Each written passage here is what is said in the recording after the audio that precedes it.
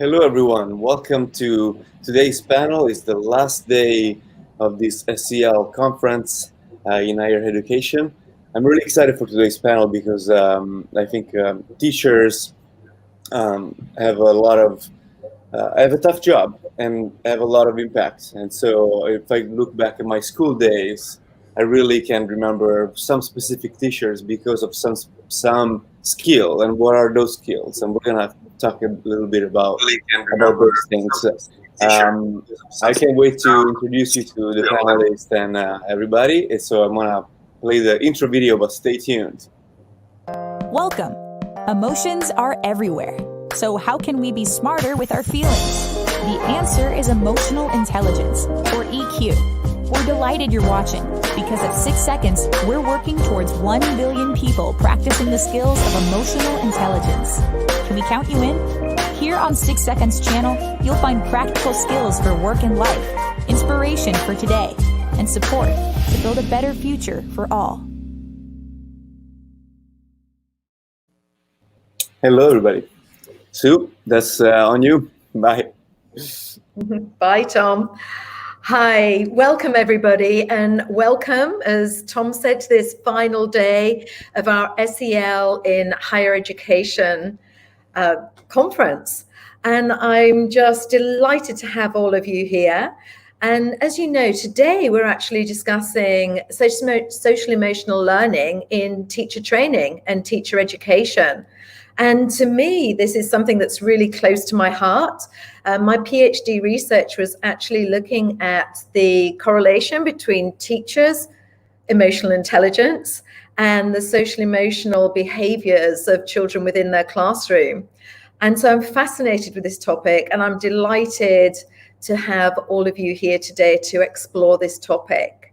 So there's a growing body of research suggesting that SEL is invaluable for students to equip them to get ready for the future with the skills that they're going to need, particularly in this ever-changing world. But it's really interesting to me that very few educators that I come across, particularly in tertiary education, have actually gone through a robust evidence-based program for their own education. So this is what we're going to explore today, and the benefits of this, and the benefits not only to teachers, but to students and all stakeholders, and to the climate in our tertiary organizations. So I'd like to ask you all an opening question here, and we'll start as we mean to go on. So please introduce yourselves and share a skill, a quality, an attitude, anything that you would wish that every faculty member could be endowed with to help them support the growth of emotional intelligence in students. So, Dr. Eakins, how about you first? Thank you. It's actually Akins. It looks like Eakins, but it's actually Akins. Yeah, my name is Sheldon L. Akins. I am the host of the Leading Equity Podcast. I'm also the founder of the Leading Equity Center. In addition to all of that, I am also a special education director here in Idaho on a Native American reservation. So that's my daytime job. As far as skills that I would like our educators to have, our faculty to have, is just remembering that social emotional learning also needs to be culturally responsive as well. And having that mindset to me is very important. So if we could focus on the why instead of the what, to me, that is a great way to start things. And then that's the way that we should be going. Great. Thank you so much. Sherilyn. Good morning, everyone. I'm Sherilyn Leet. I work at the 6 Seconds Global Office, helping implement social emotional learning to pre-K through tertiary systems of education. And hard question, Sue, but I would say that right now I'm thinking of humility. I think that is a skill and trait and practice that one must use, especially if you're expecting faculty members to connect with their students wholeheartedly. They're going to have to share a part of themselves. And especially in the field of social emotional learning, often we model that first and open up. So without that, how could you expect your students or trainees to do the same? Wonderful. Thank you so much, Sherilyn. LaToya. Good morning. My name is LaToya Martinez. I'm the founder of Heart and Mind Consulting. It's a consulting firm that focuses on helping schools and organizations implement social emotional learning. And I'm also an adjunct at Columbia University Teachers College. And for this great opening question, I think that what I wish they had is curiosity. I would love all those professors to approach their work with an interest in learning about their students, in having an open mind, in looking at their practice with new eyes and trying to find ways to do things differently, and have that space for their own learning as well as their teaching. Wonderful. Thank you so much. And I know we've got Rosen, Professor Rosen, that's maybe going to join us. So we'll ask her that question when she comes in too. But I'm really curious to start now with something that I heard you saying, Sheldon, which is start with the why. And I'd love you to expand on that and tell us, what is your why? Well, the reason why I say start with the why, it's because sometimes when we talk about SEL, it's, what does that look like in a school, and what is that format? How do we put a whole system wide approach to SEL? And we don't always address the why SEL is so important. We focus on the actual system. And so when we think about our students and who's are the demographics of our students, one size fits all approach to social emotional learning is not going to be effective. So we have to think about, okay, school in general is part of a larger ecosystem for our kids, right? So they spend part of their day in school, but then they also spend their weekends maybe with their friends, or going to church, or different events, community engagement, and all these things. So school is one piece of their life.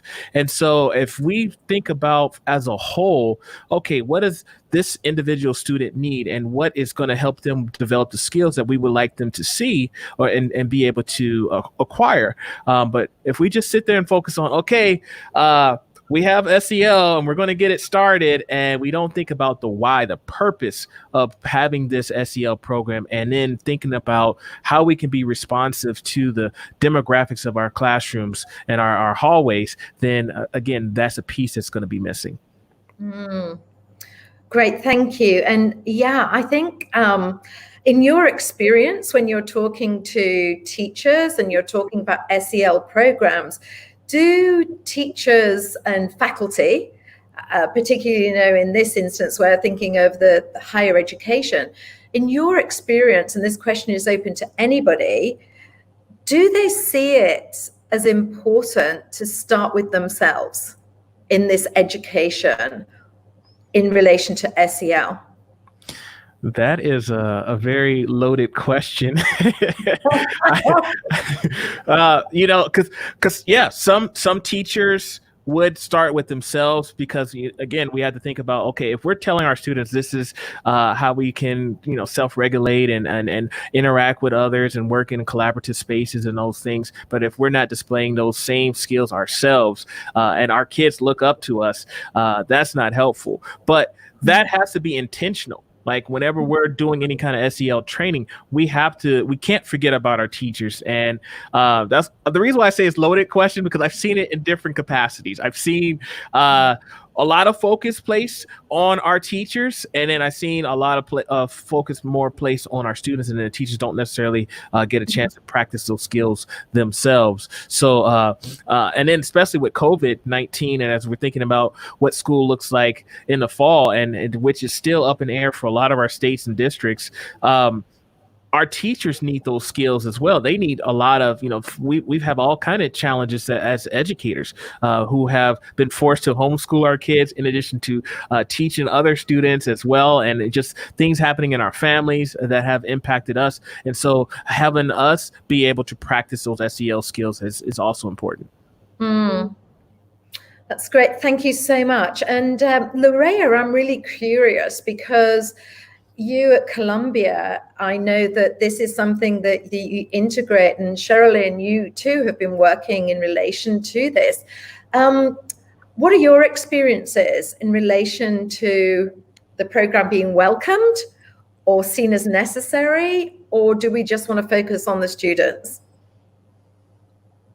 Yeah, so I think that's a really important question, Sue. And at Columbia, I'm working with principals, so teachers, coaches that are getting their credential to be able to be school administrators. And social emotional learning and emotional intelligence are part of the curriculum. So the leadership of the program, and Dr. Perkins was on the show on Monday, thinks that is a very important aspect of becoming an effective leader. If you are not able to reflect on your own emotional intelligence and lead from the heart, not only with your mind and the skills that you might need, your instructional skills in order to lead your school, it's going to be really hard that you are able to establish those deep connections with your staff, with your students, and you create that welcoming community. So in terms of the program, that is an aspect when you have that leadership that is very, very important. The other thing that I would say is that sometimes we look at SEL and we only look at what are the competencies that we need in ourselves or we need to provide to students. But there's another aspect of SEL that is very important for learning, and that's looking at what are the social and emotional conditions that we are creating in the faculty, in the university classroom or in the K-12 classroom, in order to make sure that students are learning, are participating, are engaged in the content, where they can see themselves reflected in what's happening in the classroom. And I see that that's an aspect of SEL that is not being as discussed, and that's a place where like it fits right in teacher education programs. We should be talking about what are those social and emotional conditions and what are the barriers that sometimes we teachers are creating for students to access the content and truly be engaged with what we are trying to teach them. Yeah, and that's really interesting, actually, Lorea, because I've just seen in the chat here from, and excuse me if I'm not pronouncing this correctly, but Lucrecia, and Lucrecia says it needs to start with faculty and administration because there needs to be a community culture. So I think from what I'm hearing, Lorea, it's that culture that you were talking about. Is that correct? That climate, that culture for social emotional learning? Exactly. So the teachers' abilities in the SEL realm impact the climate in the classroom, right? And that has to do with, Sheldon was discussing this earlier, their ability to stay calm when there are situations of stress. It has to do with their organizational skills. But there's a huge component that is the importance of relationships. So research has found that relationships are such an important aspect of being able to teach. Unless you have that deep connection with your students, it's going to be hard that you are able to engage them in a way that they are not only, their brains are not only engaged, but also their hearts. And we need to engage both things in order for meaningful learning to happen. Mm-hmm. So the more that we can invest in this broad understanding of SEL, the better environments we'll be able to create for students. Great. Thank you so much, Lorea. And following on from that, I think, one of the things that I'm really curious about in all of your experiences, and Sherilyn, I'll ask you this, because I know that one of your goals is to integrate social emotional learning into all levels of the curriculum. So all the way through. So where does someone begin? So if somebody is watching this and thinking, okay, I'm going to start with the teachers, faculty, profs, we're going to start there. How do we begin to integrate this? In your experience, how do you systematically plan to integrate that, starting with the faculty? Well, I love this question, and I'm going to say that whether you're the only soul at your university pushing this, or you have full departmental buy-in. You can approach it top-down, bottom-up. Of course, both strategies. Meeting in the middle is will create a lasting legacy. So you have to look at your departmental mission and vision, and then from there, make sure that you are sustainably integrating it. So just like with K-12 schools, you say that where you put your money and your time for faculty development and your budget are reflections of your organization's values. And I know all schools right now, of course, are strapped because of mounting challenges in a variety of ways, but it can start with one very eager professor who's implementing it, and then that program takes off horizontally. Or I've also seen a lot of success with more systematic, saying everyone is going to go through a training together. This is going to be a shared language among our department.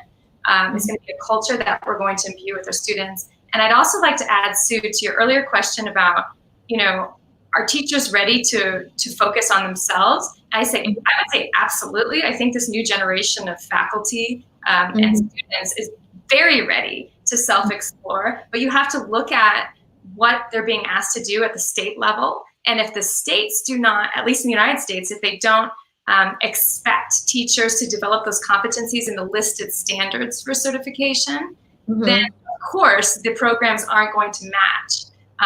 And overall, what's expected is teachers need to learn social skills and collaboration and relationship building skills, but not so much the self-management of themselves, the emotional management of themselves. So that's an area I would really love to see grow.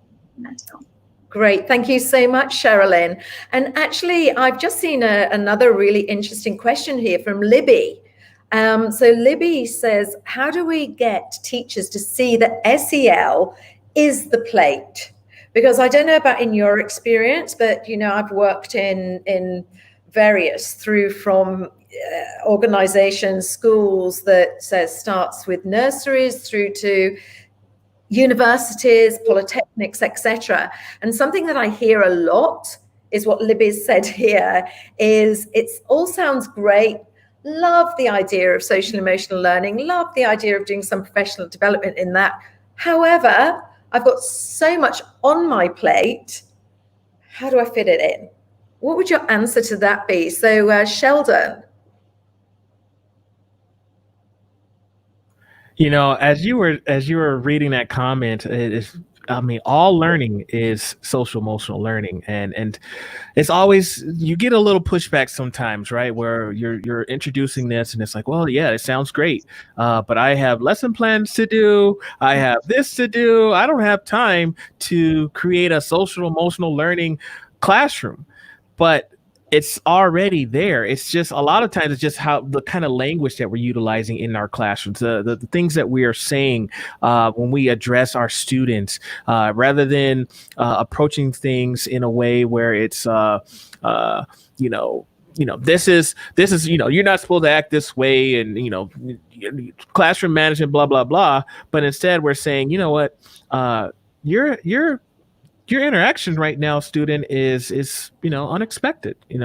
Sometimes we can just change our language with the way that we approach things when we're helping our kids with their schoolwork or in their classroom, and a student gets frustrated, and just the calming techniques that we can utilize. And then as teachers in the classroom, we can express ourselves and show ourselves a certain way. So it's not necessarily that we're just taking on this brand new thing and that you got to incorporate this within your lesson plan. A lot of it's just the language that we're utilizing. And if we're utilizing as a whole, if we're training our entire faculty, and we say, here's some things that we want to utilize in these kind of situations as far as the language that we're using, to me, that isn't as big of a deal, if you will, with a change that can be relatively simple in some aspects, but it's just being closed-minded and just thinking, oh, this is the latest and a new fab, and this is going to pass on, a new administrator is going to come in and they're going to want something else.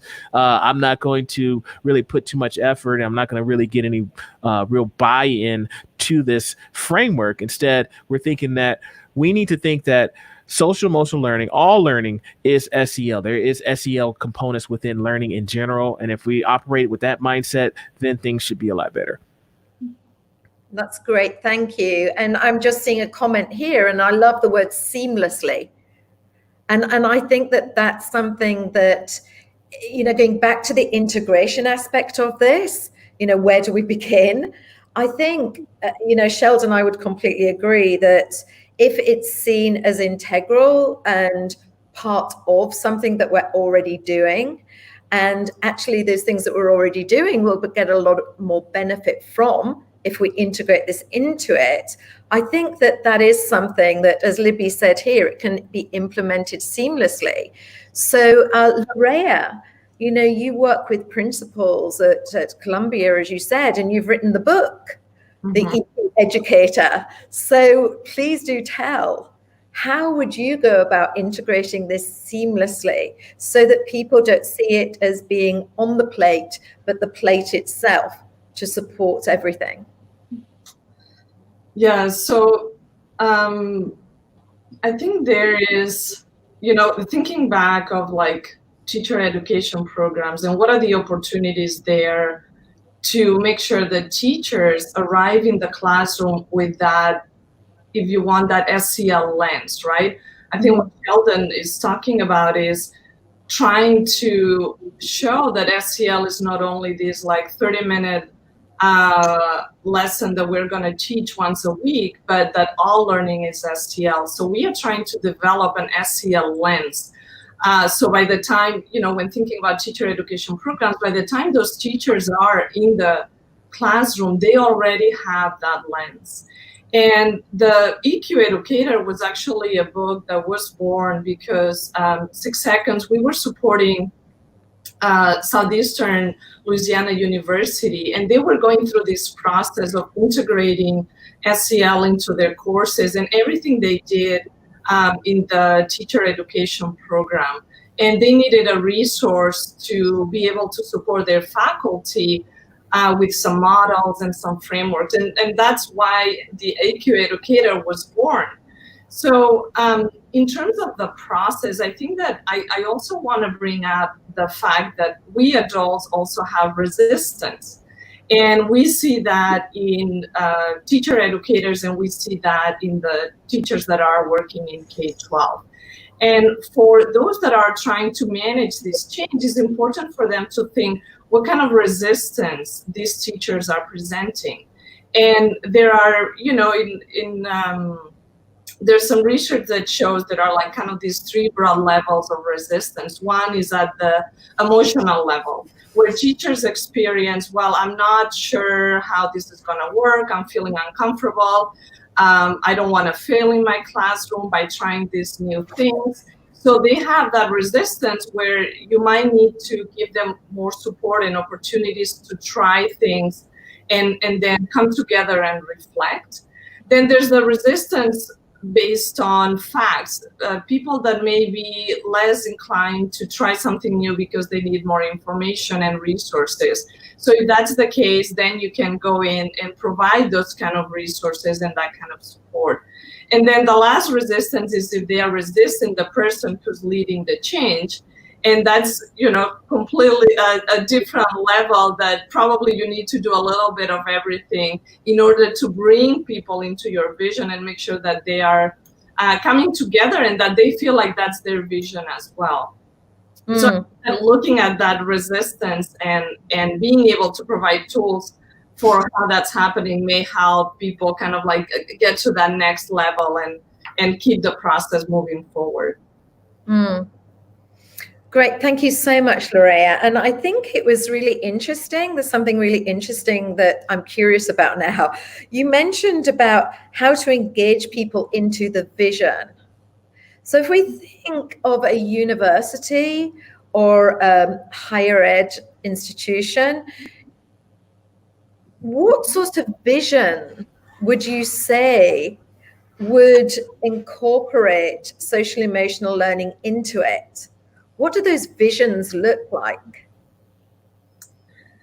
Well, I think that's going to look differently for each university. But going back to the research and going back to what we know is good teaching, Right now, we have enough evidence that social emotional learning has great results. It impacts classroom climate, it impacts student achievement, it impacts teachers' sense of well-being, their ability to deal with stress, it impacts teacher burnout. So knowing that all those aspects are impacted by social emotional learning, SEL should be part of that vision.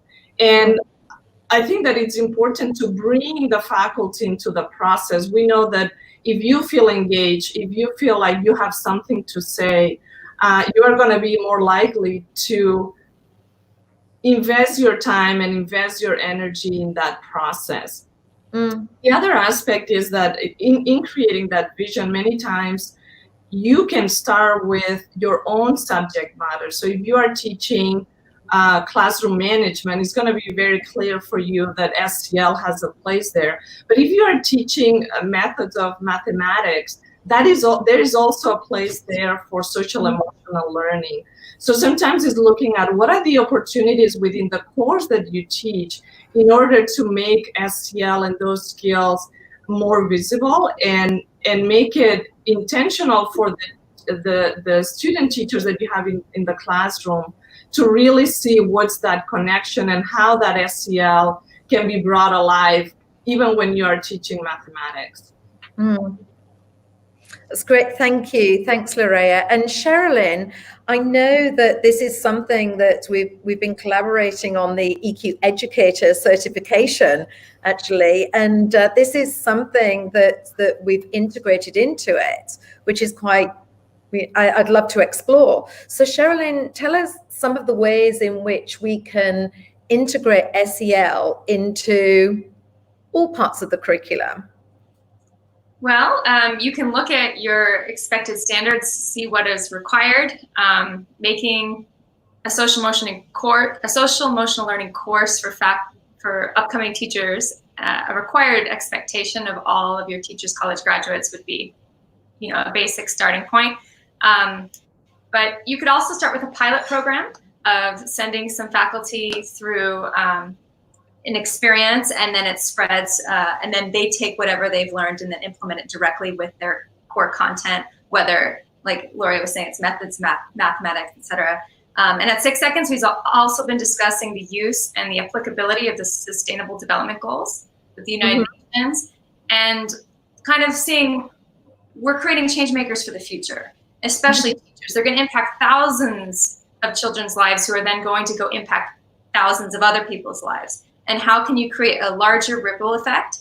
And bringing that vision and sharing that with your students, sharing that with the upcoming teachers, it really lights a fire in them. And they're very excited to use their force for good to make a bigger change. So if you can tie it to purpose as well, that really seems to make sense for new educators. And it also, like LaToya and Sheldon were saying, it helps them be more sustainable in their jobs, because teaching is one of the most difficult, rewarding, noble, but also exhausting professions. It's caregiving, caretaking.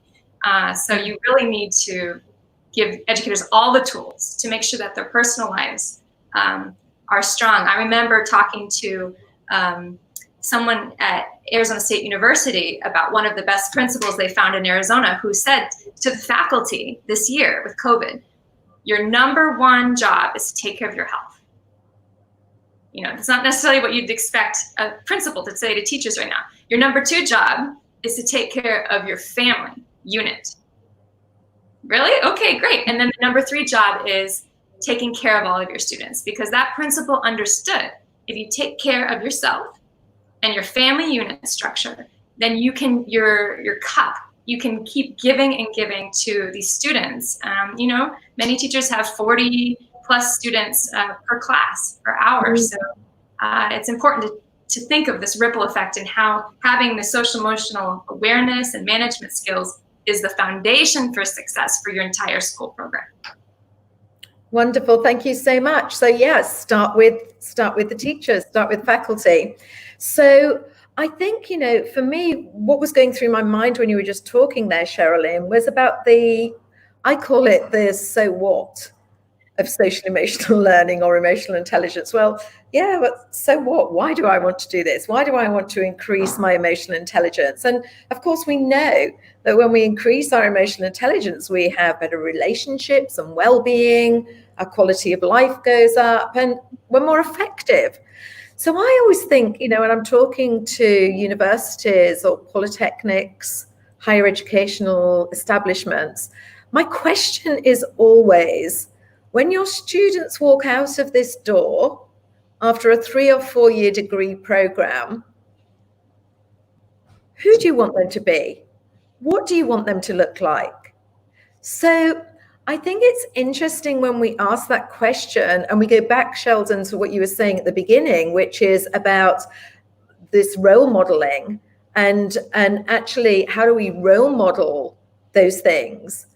Again, where do we begin with this in terms of how do we get principals, LaToya, how do we get teachers, Sheldon and Sherilyn, to actually buy into the fact that it's not just about increasing people's EQ for the sake of it, but there are those outcomes. So how do we make that connection? And how do we connect that to that vision and that mission that you were talking about earlier as well? I think it goes back to the why, right? That's been my theme this entire conversation, is the why. Why are we implementing social emotional learning in the first place?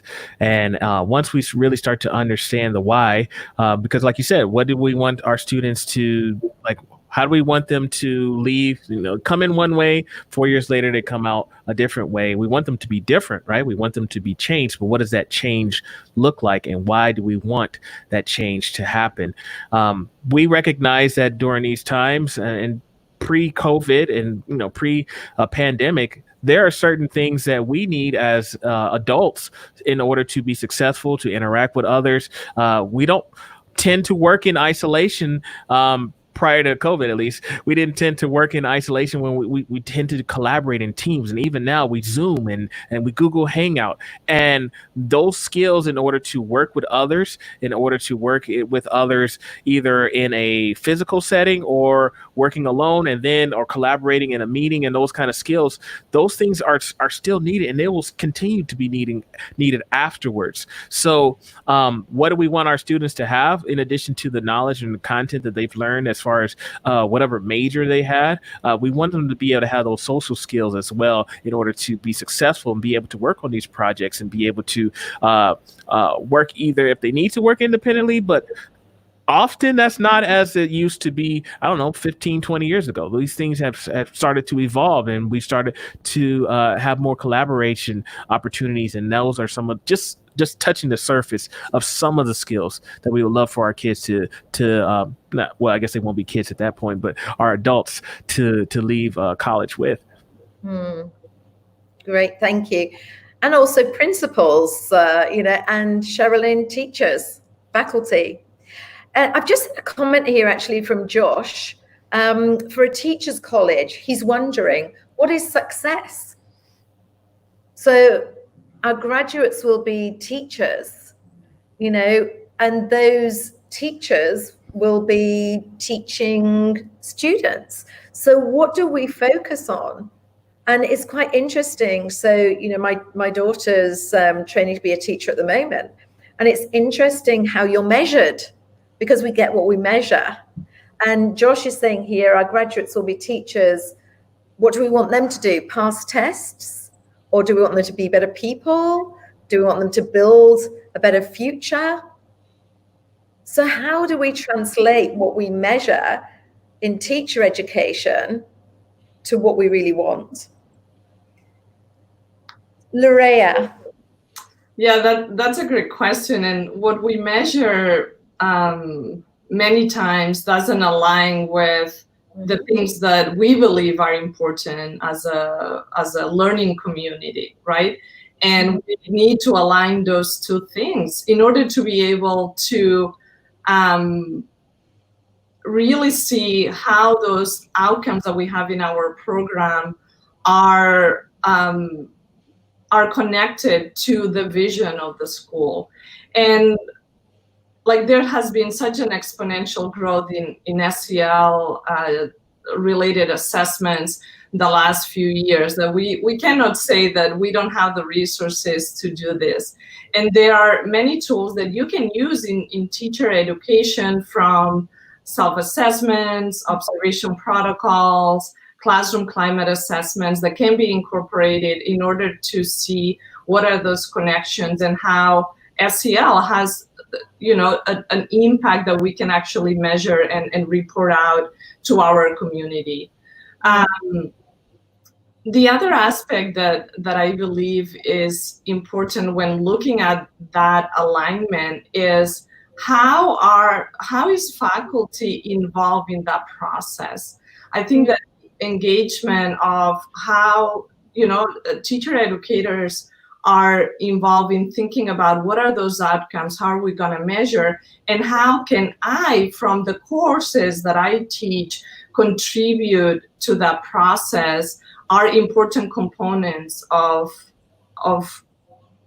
moving that SEL, moving SEL forward. And last year I published a study with the Learning Policy Institute, and we looked at a teacher education program here in California, San Jose State University, that has a strong focus on SEL. And then we went to the school district where the university was placing many of their graduates, and we look at what was happening with those teachers that were that had that strong foundation of being taught, you know, with that SEL lens, how they were doing their practice in classrooms. And what we saw is that those teachers were becoming leaders in those schools in moving SEL forward, in being role models of SEL in their classrooms. So it's not only the outcomes from the teacher education program, but it's also looking at what happens when those teachers are in the classrooms and how they are able, they have this SEL fluency where they are able not only to do it in their classroom, but also be those role models for other teachers that want to learn. Wonderful. So what I'm hearing there, LaToya, is that when you start with teacher education in teacher colleges, that they then go on to become teachers, and then they come on to become leaders, and then they can affect change. Exactly. So it sounds to me like this is crucial to start this where we're educating teachers and faculty. Sherilyn, what are your thoughts about that? I'm nodding emphatically because measurement is so important, right? And there's so many ways now to make the invisible, what used to be called soft skills, and now we know that that's a misnomer, and how to make that visible and how to put it out on paper and graphs so that the department can look at it, and how to teach teachers to look at their own classroom data. You can receive a dashboard of where all your students are, their own self-perceptions for this quarter, and how can I integrate, if you realize that they're low in optimism, okay, how can I incorporate optimism into my my science experiments in my classroom? Or how can I incorporate this idea of purpose and connect it with our study of an aspect of history and have like a letter writing campaign or something. So you can connect these emotional intelligence competencies and the social emotional competencies with the curriculum. It's just you take the plugs and you plug them in, and then it's electric. And I think faculty can model that in their courses. I see in the chat we have some students from Berkeley College of Education who are all jazzed up about this and are trying to figure out how can they come back to their campus and incorporate like student clubs in the education department, and maybe even a student-led seminar on this content using assessments, and hopefully that will trickle. So there's just a lot of very exciting things going on at this moment. That's wonderful. So I just, it really excites me to think about if we could incorporate emotional intelligence and social emotional learning into every teacher training course in the world, just how that would be so pervasive and what effect that would actually have. And I see a question actually, or a comment, a concern actually that Annabelle has. So Annabelle, we all know Annabelle, and the president of 6 Seconds. So she's saying, as a professor of 25 years, a big concern that she has is that the certification programs continue to be telling teachers what to do. So this kind of goes back to the Victorian era again of schooling, where, hey, you know, we tell you what to learn, then we're going to test you, we're going to give you an exam, and then blah, blah, blah. And it is a concern. And Annabelle's saying, you know, this is also a concern in relation to teacher training. And, you know, what we should be doing is demonstrating and modeling what teachers can do. So I'm curious, has anybody seen any best practice around that? And what does that look like? So Sheldon, what have you seen? I was thinking back to my own time as a teacher prep, you know, going through my teacher prep program as becoming a secondary school teacher. And when I saw that comment come up, it really made me think about that, because I know when I first, so I finished my degree. And, you know, I had all the frameworks and all the strategies on, you know, this type of learning and all the philosophical stuff. But when it came time to, okay, this is your classroom, Sheldon, and just let me know if you need some help. I'm here to support you. But then you start thinking about, okay, classroom management. All right. Okay. Lesson plans. I can do that. I learned how to do those basic skills in college. But then we start having different situations occur. And honestly, my teacher prep, where I did my teacher in service, wasn't the same kind of school that my first job was. So even the practical, if you will, experiences that I had were totally different than my actual experiences. I went overseas. I taught in the Virgin Islands fresh out of college. The schools that I did my student teaching in for the 8 weeks that I did it in, they were in urban school areas, but it was not an island life. And it was not, so behaviors, having to learn how to, you know, first of all, how to survive and thrive within a whole nother country and not country, but a community, and having to deal with that, and then having to figure out how to work with my students and develop those relationships in order to be able to build that rapport with my students. That was a skill that I did not have, or felt I didn't have, prior to leaving my institution of higher ed. So that to me really resonated when I saw that comment, because I'm like, yeah, I kind of feel that way too. I feel like I came out of my teacher prep program with just the foundational skills, and I had to figure out a lot of things on my own. So I think if I had a toolkit, or if I had a resource to where I could say, oh, okay, this is kind of, this situation's happening. Here's some strategies that I could utilize in my classroom to work with this student, or work with this small group of students, or this class as a whole. That would have been beneficial to me. And I would love to see more of our teacher prep programs focus on that. So that's an awesome question. Thank you so much, Sheldon. And, you know, well, the way you just described it, it sounds complex, and it sounds like you're juggling, you know, hundreds of balls all at the same time. And then on top of that, you've got this stuff that nobody's told you is going to happen.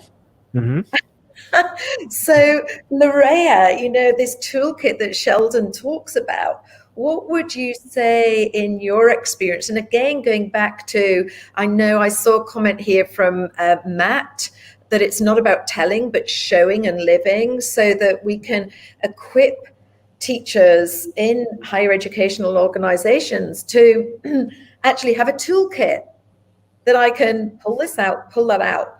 What have you seen, LaToya, that would constitute part of that toolkit? Yeah, so I think it has to do with making sure that you are teaching in your university classroom the way that you are hoping your student teachers teach when they are in their K-12 setting, right? So if, for example, in your course, you say, well, you have to build relationships with your students. Well, that's something that you have to do in your course, right? You need to have strategies and ways to engage your students that is modeling how to do that effectively. So in this study that I mentioned that was published last year, one of the faculty that I observed, she started her course with a morning meeting. And that was a practice that she did every single time. And during that morning meeting, they did a variety of things. They did a sharing activity, they did an announcement, and it was an opportunity for the students in her class to learn how to participate in the morning meeting, but also then they would take turns facilitating. So by the time that they finished and this was a classroom management course, by the time they went to their schools, they were able to do that morning meeting for their own. And that's only one example of something that can be done.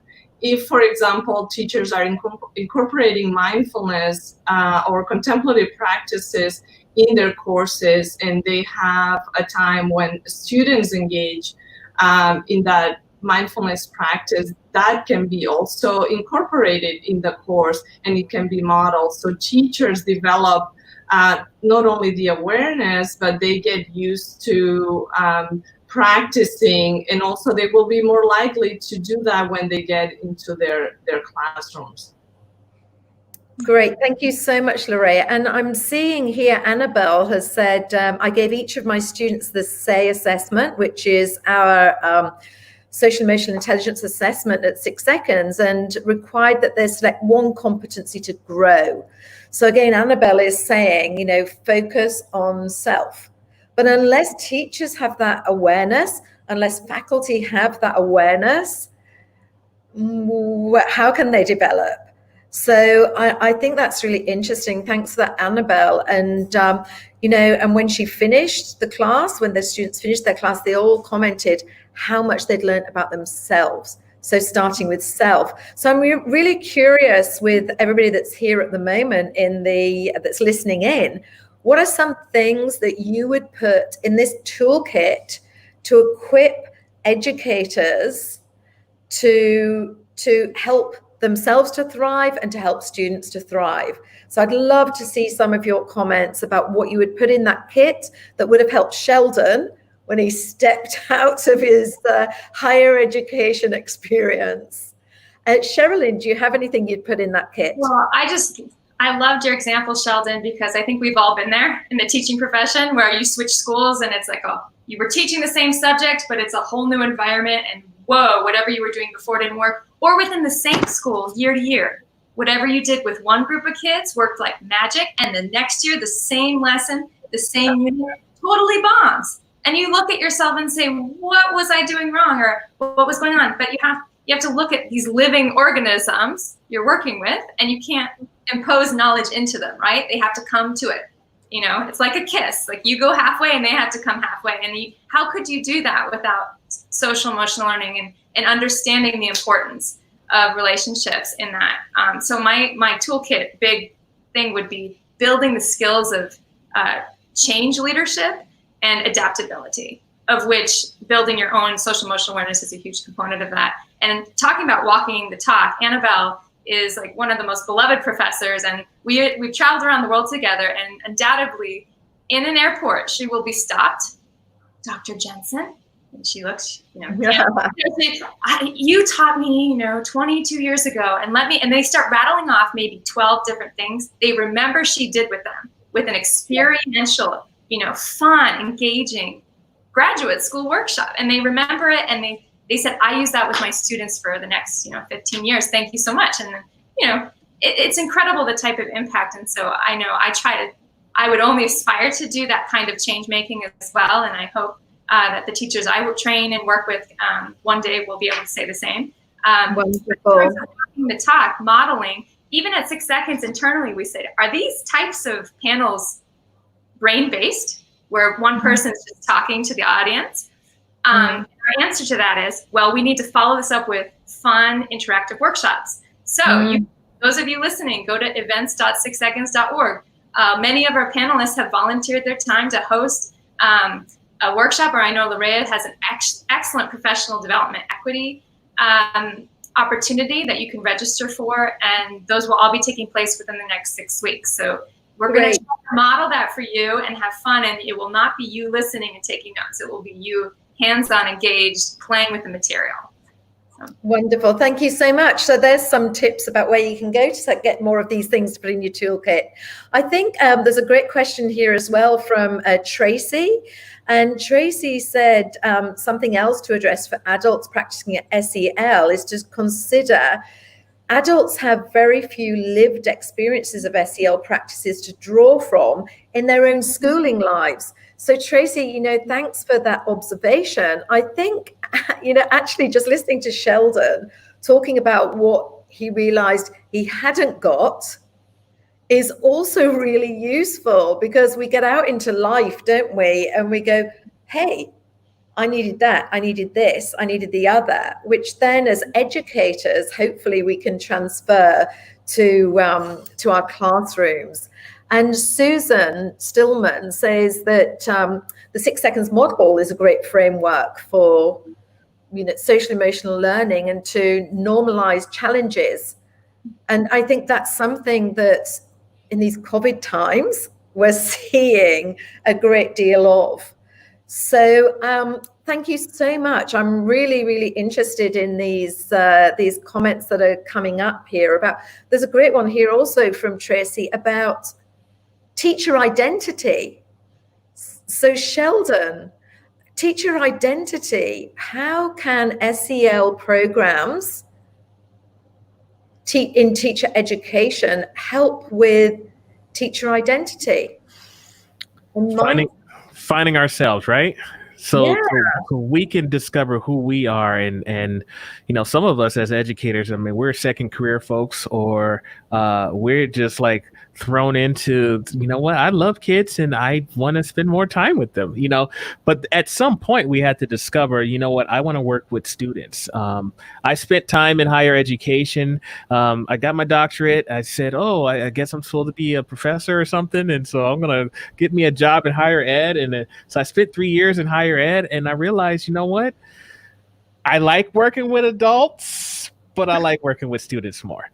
And so, but there's got to be a discovery, right? There becomes a point where you find out, this is what I want to do, and it happens in different stages of our lives. So I think if we incorporate the SEL and embed it within our teacher prep programs and allow our students early on, 18, 19 years old, or even in graduate school, and our administrators, and say, why are you wanting to be an administrator, and what type of leader would you be? And really be able to develop that information, to me, is gold. But often it's not always, maybe our spouses encourage it, or we have a mentor or somebody that encourages.